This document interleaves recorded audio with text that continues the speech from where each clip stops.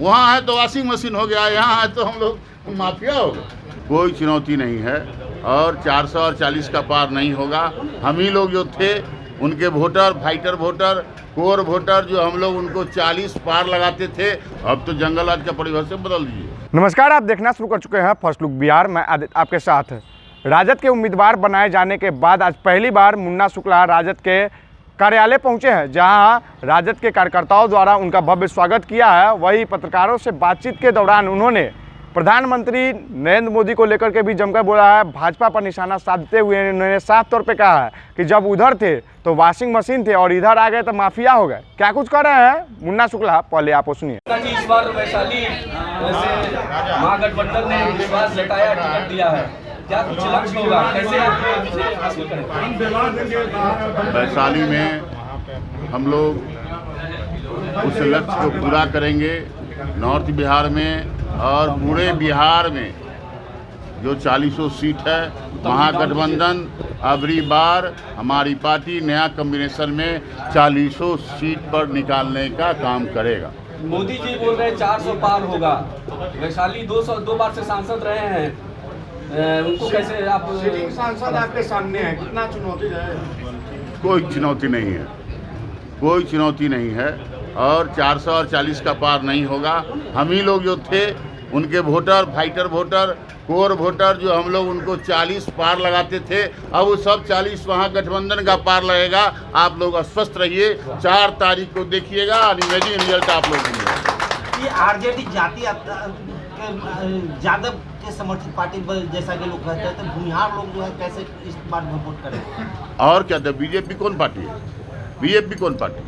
आप जाति में बांटने का कोशिश मत करिए आरजेडी को। महागठबंधन में मेरे जैसा लोग आ गया है और आपके सामने खड़ा है और जाति पाति भेदभाव के परिभाषा को बंद करिए। अब A to Z की पार्टी है, माई बाप की पार्टी है। ये तो हमारा कॉम्बिनेशन है और हम उस कॉम्बिनेशन के आधार पर आपको कह रहे हैं कि 40 सीट अगली बार महागठबंधन निकालने का काम। जीत का एजेंडा क्या होगा? अब आगे जीत का एजेंडा क्या होगा?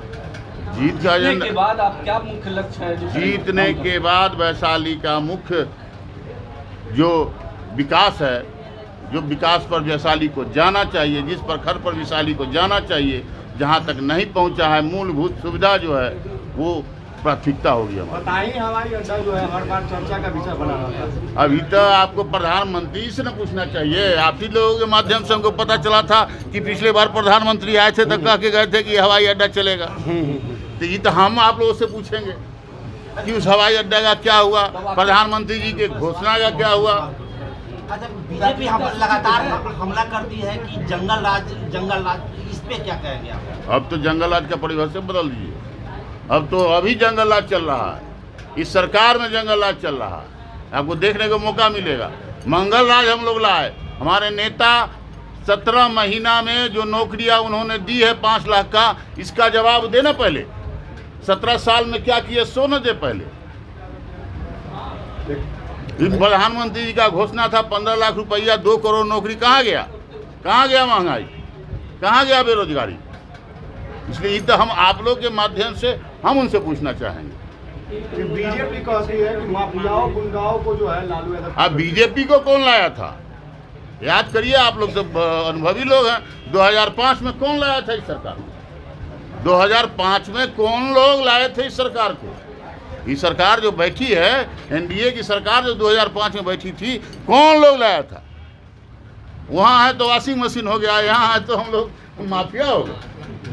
20 साल 21 साल वहाँ रहे।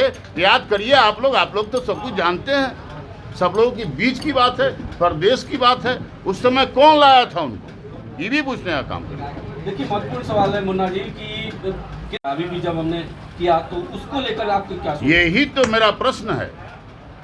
बहुत अच्छा बात आपने कहा। जो अंतिम व्यक्ति तक पहुंचना चाहिए था, हमारे यहाँ तो पहुंचा ही नहीं।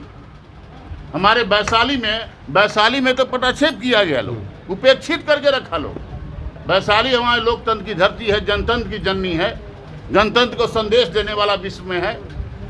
महावीर की जन्मस्थली है, बुद्ध की कर्मभूमि है, अम्रपाली की रंगभूमि है। उसको कहाँ जाना चाहिए आज?